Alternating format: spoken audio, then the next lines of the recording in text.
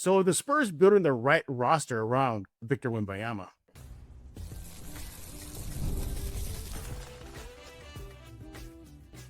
You are Locked On Spurs, your daily San Antonio Spurs podcast, part of the Locked On Podcast Network. Your team every day. Happy Wednesday. Welcome back to Locked On Spurs. We're in the Locked On NBA Network. I'm your host, Jeff Garcia, Spurs writer for Ken's 5 San Antonio. Glad to have y'all back. Hope y'all going to get through hump day today. Yeah. After coming off a short week last week, this feels like this week is just dragging. All right. But as always, we thank y'all for making Locked On Spurs your first listen each and every day. Free and available where we get podcasts. You can go to the Ken's 5 Plus app, YouTube, iTunes, Spotify. I mean, literally go anywhere you get your favorite podcast. We're likely there, and subscribe ASAP. You guys are the everydayers. What are we talking about today? Well, as the offseason is, somewhat in its infancy, the Spurs have been making some addition. Obviously, Dylan Harper in the draft. You got the big man Cornet, Carter Bryant. Now, are they done putting together a roster? Probably not, but we'll see how the offseason continues. But at this point, are they starting to build the right roster around Victor Wembanyama? Yeah, we're going to be discussing that, get into some Spurs news. We're going to pick one fan comment today and so much more. Let's go to bring in our guest to tackle this topic. He is back, everybody. Mr. Matt Guzman. He's with Spurs on Sports Illustrated. Make sure to follow him on X at MattGZMAN, who is going to Las Vegas. Apparently he's going to come back a richer man too, because I heard, you always win at the tables, Matt. You win at roulette, everything, right? Absolutely. I bet it all in black, and so far I'm 100% successful. So I may go do it again. There you go. And every time I've gone to the Vegas Summer League, and you get the downtime, I'm like, just play one or two hands, don't go crazy. And I go crazy every single time. Every single time. Where are you staying at? I mean, it's hard to say no. Yeah, I'll be on the Strip. I'm at the Vidara Hotel this time. I was at the Park MGM last time 2 years ago. So I'm looking forward to it. Hey, let me tell you my first ever Las Vegas Summer League. Now, this was way back in the day, back when Vegas Summer League wasn't a thing. Like, it was not a thing to go to. It was just whatever. I found a great spot. I'm looking at the review. Well, not the review, more like the location where it is to UNLV in the Thomas and Mack Center. I'm like, perfect. And they had literally a like the city bus that would just drive you, like not even like a 5-minute drive. I'm like, perfect. I'm gonna get it. It was the Hooters Hotel. That's what I saw. It was the Hooters Hotel.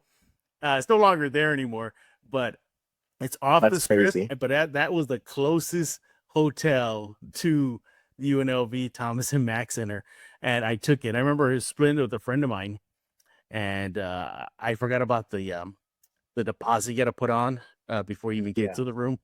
So I had to eat into my extra savings and just only get that back when I'm leaving. So thanks a lot, Vegas. But you're gonna have fun. You're gonna have fun. Excuse me. You're gonna enjoy it. It's gonna be packed. So just be ready. Yeah, but I'm expecting it to. So I remember back in the day, man, you used to be able to get on the court. I mean, just sit on the freaking bench with these guys. Again, that's when the NBA was just desperate for any attention to give to the Summer League to build it up. But those days are long gone. But nevertheless, Matt, have fun. Be careful out there. Get to see Dylan Harper play one game. It'll be fun, right? Yep, that's the goal. Hopefully he does play. We'll see. All right, everybody. Once again, make sure to follow him on X at MattGZMAN. More on Spurs on Sports Illustrated later on in this episode of Locked On Spurs. But Matt, you were here to ask the question: are the Spurs going in the right direction as far as building a roster for Wemby heading into next season? So you heard in the intro, from Harper to Bryant to Cornet. Likely going to be some moves in the future. Do you think they're going in the right direction to building that solid roster around Wemby? I do. Yeah. And I think we talked about it a little bit before the episode. Like, there are several ways of looking at that question, or, different ways you can kind of interpret it. And in my head, when you put it in context with where the Spurs have been since getting Victor Wembanyama, I think that they are moving in the right direction. It was very clear, last season that they needed a backup big man. Whether they bring Charles Bassey back or somebody else still on that veteran minimum, we don't know what's going to happen. But at the very least, they went out and they signed a 4-year guy in Luke Cornet. somebody who, excelled with Boston, who is 7 feet tall, has a wingspan, is a very good interior rim defender. They absolutely went and addressed the need that they had. With Carter Bryant, they kind of fell into him a little bit, which we talked about a few weeks ago, but nevertheless, he addresses that need of shooting. Dylan Harper, you add another number 2, number 1 caliber talent. Dylan Harper is one of those guys where, if it weren't for Cooper Flagg, or, maybe if he was 2 years ago, if it weren't for Victor Wembanyama, he might be number 1. So I think overall this offseason has been really strong for San Antonio in terms of, taking where they were or where they were last season and getting better. And I think that that's honestly how I take the question. And so I think they're doing the right things, and I think it's been good to see. Yeah, I'm with you. So far, so good. Are there holes? Yes, we'll talk about that in a few minutes. But you like the direction they're going now. They got shot creators, so they don't have to worry about Victor just trying to do everything on the offensive end. From De'Aaron Fox, there's some offensive help. From Castle, we know he's going to bring some offensive help. You also have just switchable guys that you can throw around Wemby. If you need a 3-and-D guy out there with him, you hopefully that will Carter Bryant turn into. We'll see how that turns out when the season starts. If he needs just slashers, to get to the rim because he's getting double, triple teamed, he has them with Castle, Fox, and looks like more than likely Harper, not to mention Sohan and Keldon. So there's a lot of pieces around him to help up offensively, so he doesn't have to carry the burden. Now let's go shift to defensively. I think he has enough defensive weapons around him so far. Castle, just shined last year as the defensive perimeter guy, so check. Sohan, we know what he can do. He can just be a pest, get under the skin, so check. But do you think that's where perhaps he needs more help on the defensive end? Obviously I didn't bring up Cornette, there's that, but why does it feel like that's the area he needs more help with? Honestly, the funniest thing about it all, it might seem like he needs more defensive help just because he hasn't won a Defensive Player of the Year award yet. Right. And I think, extenuating circumstances have kind of come in the way of both times, both years.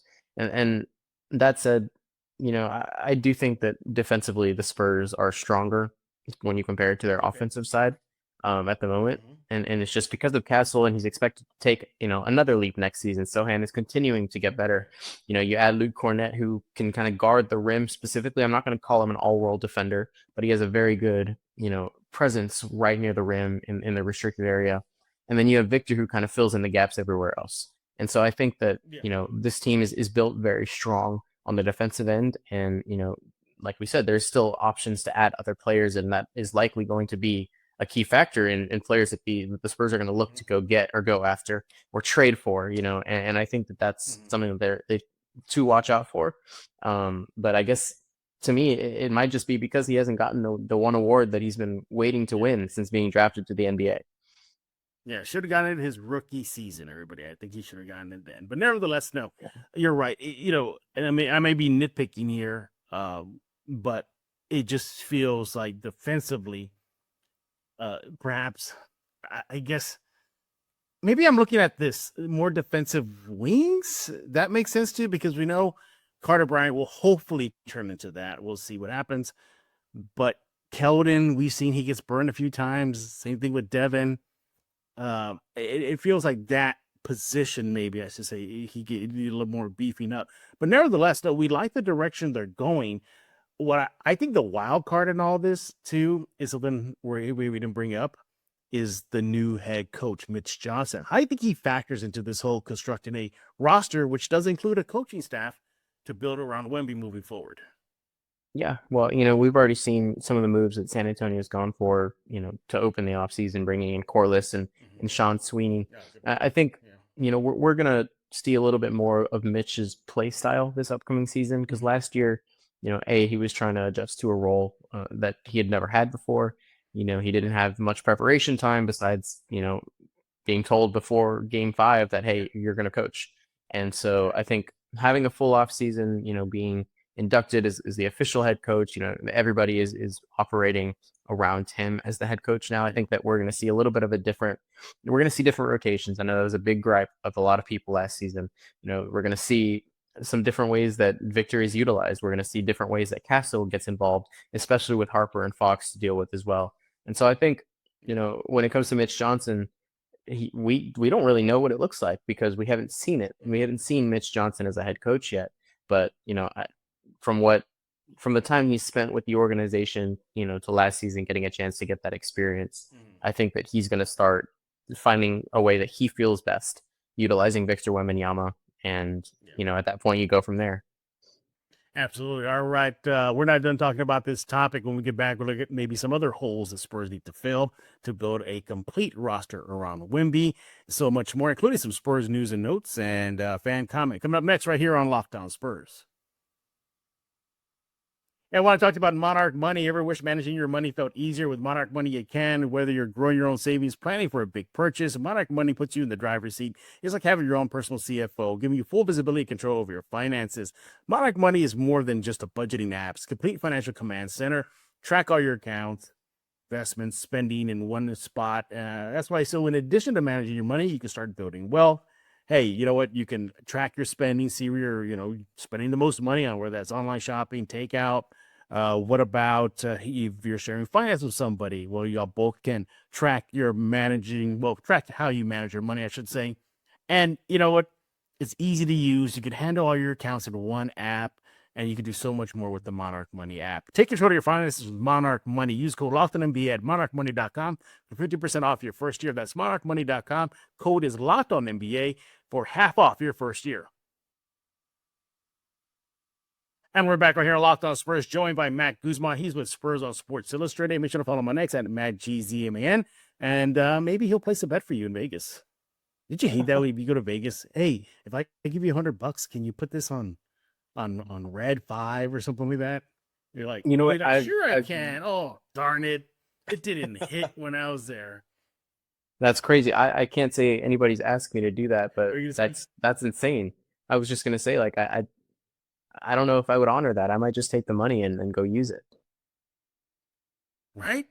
I remember the last time I did the Vegas Summer League, I went to MGM and I was hanging out at the bar, and I was in a place of bet on the Spurs win total.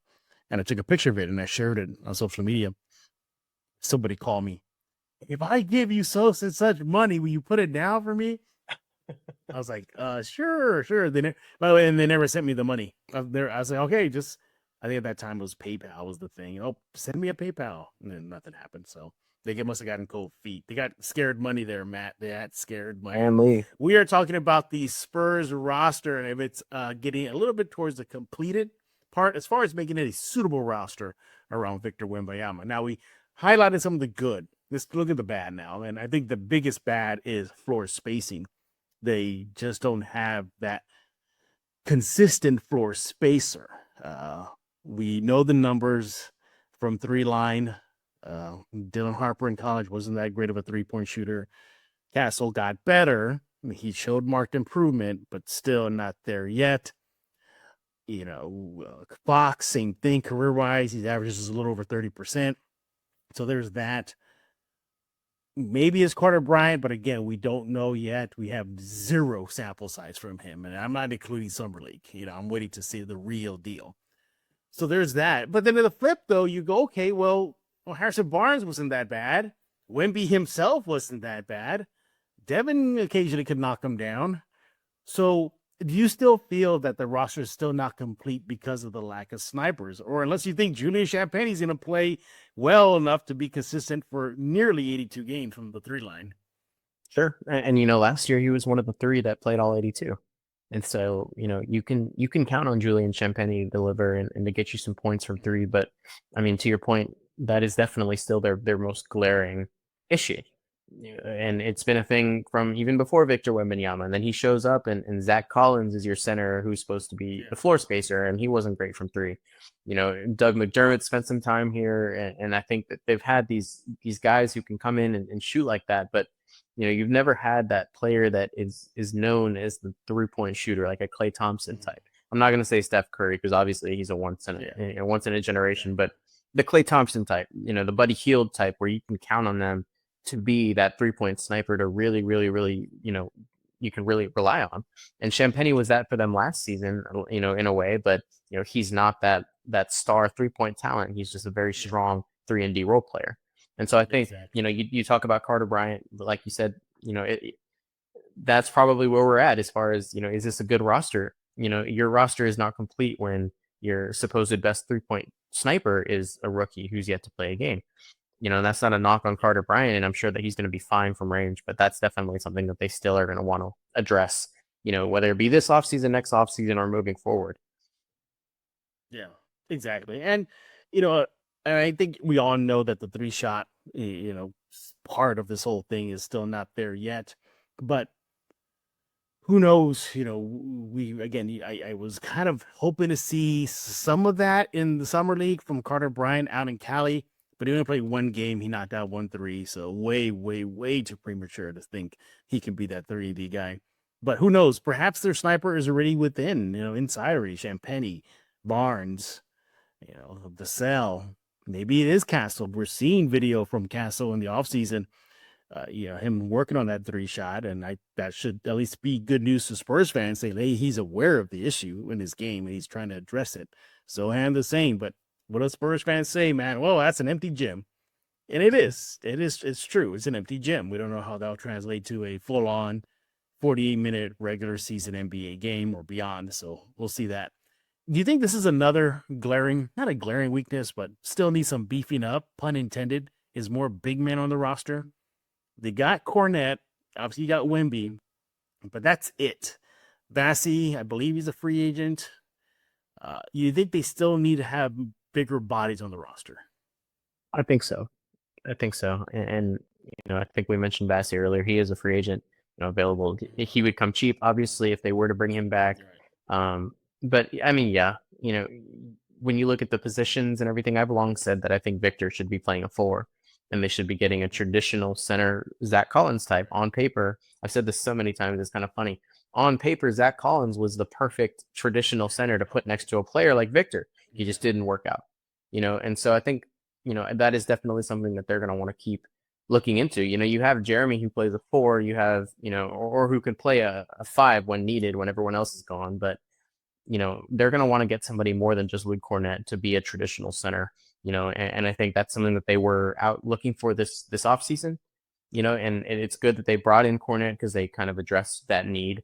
But, they're still lacking that star big man, to go next to Victor Wembanyama, to allow him to be, the anomaly that he can be as a 1 or a 2, And so I think, yeah, that's definitely something that I still think the Spurs should be looking into and is finding more big men to put next to Victor Wembanyama.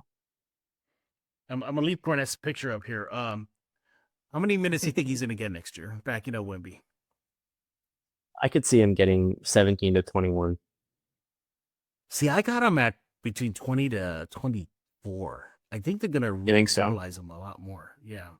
And that would be, honestly, I'd love that. I'd love to have a tenable center to put, in that many minutes. I think that'd be great. Yeah, and I just see that, you're still gonna treat Wemby, not gently, but load manage him, for the long haul. If this team is gonna be play in or playoff or bust next season, then that's gonna add more mileage to Wemby. So I can see them really rely on him. Not, of course, unless, it's a crucial game and, game's on the line or you need your best guns out there. Fine, I get that. But, foul trouble, Wemby tends to get in foul trouble a lot. I think for his career, he's around 2.3 per game. So there's that. And again, just managing him. So we'll see how they handle that. But, as you can tell everybody, I think Matt and you and I are in agreement that they're going in the right direction, right? As far as constructing the right roster for Wemby, correct? Absolutely. And it's like, I think that's what I said first is it depends on how you look at the question. When you put it in context of what they've been doing last several years, they have improved this offseason. And, not just by adding players, but by, the players that they already have are expected to take further steps. But if you're looking at this roster this year and expecting a championship, you're not going to get that. And that's fine. That's not the expectation this season. Yeah, absolutely. He is Matt Guzman with Spurs on Sports Illustrated. Follow my next at MattGZMAN. More on that in just a few minutes. When we get back, we're going to catch you up on some Spurs news, and we're going to pick one Locked On Spurs fan comment to react to coming up right here on Locked On Spurs. We're back right here on Locked On Spurs, joined by Matt Guzman. Follow him on X at MattGZMAN. Do that right now. He's with Spurs on Sports Illustrated. Now, let's catch up with some Spurs news that you probably did not miss, but deserves some attention. And kudos to the San Antonio Spurs, Houston Rockets, Dallas Mavericks, the NBA, the Players Association. They all got together to donate nearly $2 million or more, probably, towards the Hill Country, Texas flooding. For those that don't know, the Hill Country, which is basically kind of north of San Antonio, and it's exactly what she says, Hill Country. So there's a lot of hills and valleys. So those valleys can get flooded pretty fast. Flash flooding caused a lot of damage. So not only did the Spurs and the rest of the NBA, Texas teams, and the NBA itself all put together that, you saw the Spurs give a shout out of support to the victims and families and the communities surrounding there. It's important for the Spurs because they want to be this region's NBA team. Remember that whole push towards making not just San Antonio Spurs, but making it feel like it brought us to Austin, to Bernie, to the Hill Country, as far as Laredo, Texas. So the Spurs did good on that part. So kudos to them. Now, remember, it's not the first time the Spurs have been there when the city or the surrounding community is in need. Uvalde, Texas, the Robb Elementary mass shooting. They were there front and center, hosting practices there, interacting with fans. So once again, the Spurs are showing that they are there for not just San Antonio, but San Antonio and the rest of the community surrounding San Antonio. So those add kudos to the San Antonio Spurs. All right. Let's catch up on this Locked On Spurs comment here. And we're going to stick with the whole Wemby theme. We're talking about building a roster around Wemby. But one fan says, hell, okay, hey, that's good and all, but Wemby's got to do something himself, too. So let's hear what this Spurs fan has to say here. Now, this is from Jason Saldivar, 5395. Matt? He says, quote, when talking about Wemby, can improve on defense, he can just get stronger so Joel Embiid doesn't drop 70 on him. All right, so that's a good point. And I think we're seeing this so far in the offseason from photos that have been released of his whirlwind tour. He looks a little leaner, a little thicker. He has some mass on him. So check. But Wemby's always been cautious about adding heavy weight to his frame. How much responsibility does Wemby have as far as doing his part for the roster moving forward? Well, a huge part, absolutely. And I think the funny thing about all this, when you talk about the Spurs looking for another championship, are they going to be in the playoffs? Is this the right team to build around Victor? Like, he just finished his second year. He's got year 3 on the horizon, and this is all contingent upon the fact that Victor does turn into the superstar that we have seen glimpses of, that, we think he can be. And there's no doubt that he's on pace to do that. And I have utmost confidence that he can, become that kind of a player. But he's got to be able to hold up his end of the bargain and be that all-world superstar and be the perennial defensive player of the year and be on all NBA squads year after year after year, be in the MVP conversations. And, it's hard to ask that of a second-year player going into year 3, but, that's just the kind of talent that he is and the kind of ceiling and potential that he has. As far as his body goes, I liked that comment about Joel Embiid. I remember that game. I don't think he's going to be adding too much weight. I really don't think so. I think it's going to be more on his skills and the craftiness around the rim, or his ability to shoot from 3. That's going to be the name of his game. It's not going to be just it's not going to be the Giannis plan.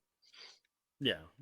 I remember when Giannis transformed his body into that freaking Goliath that he is now. A lot of people were like, "Whoa, what is going on here?"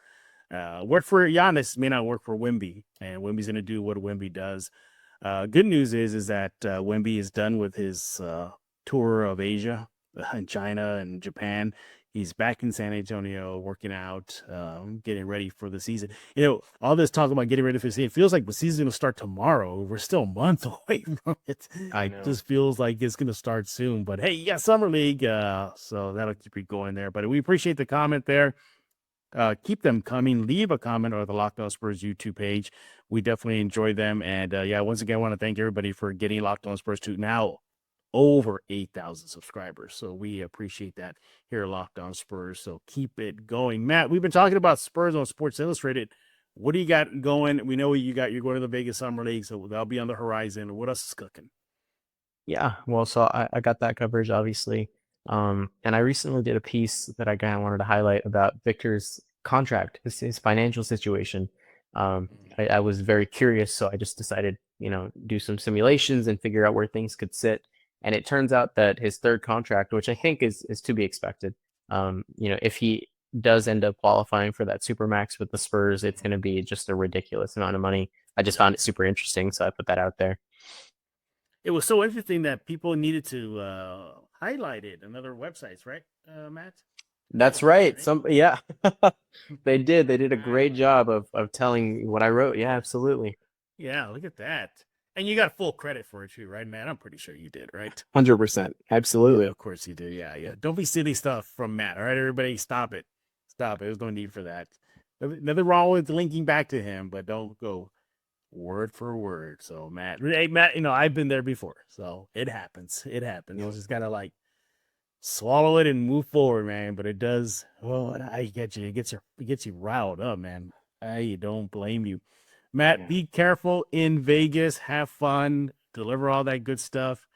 Enjoy Dylan Harper for a game and a half, maybe if you're lucky. So, but you'll be able to talk to players that may or may not be in the Spurs. So there's that. But you're gonna have fun too, because the conferences, they're very small, and picture like what we do in San Antonio at the conference post game at the Frost, but not as far apart. Like you're literally like sitting down in a chair, and like maybe Mitch Johnson's like 5 feet in front of you or 2 feet in front of you. So it's very, very small. You'll definitely be nice. For sure have a good time there and meet people. Yeah, interview players, stuff like that. You're gonna have fun. Bring home some winnings, man. Yeah, I will. Back the money you're spending for making that trip. For sure. And Jeff, if you want to send money, I can put it down on black or on red, whatever you want. So yeah, I bet. Yeah, he's really gonna use the money for my bet, right? He's probably gonna go to the hotel bar on his tab there or something like that. Oh man, Matt, again, we appreciate you taking time out of your schedule to join us here on Locked On Spurs as always. And everybody else, we thank y'all for making Locked On Spurs your first listen each and every day. It is free and available wherever you get podcasts, so make sure you do that, whether that's on YouTube, Spotify, Ken Spy Plus app, YouTube, so much more. So that special guest that I have cooking, everybody, yeah, they're finally going to be go on it. So they're scheduled for tomorrow, so we'll have that episode ready for y'all tomorrow. Crossing fingers, they don't need to reschedule again. So, but again, the hit is a look behind the scenes, behind the curtains at the San Antonio Spurs organization. So hopefully that'll happen tomorrow. If not, we'll definitely get something done. So, but again, I'm crossing fingers because I'm excited for this one. But yeah, keep on being the everydayers and keep on subscribing to Locked On Spurs. So for Matt Guzman, I am Jeff Garcia. We're going to put a lock on this episode of Locked On Spurs.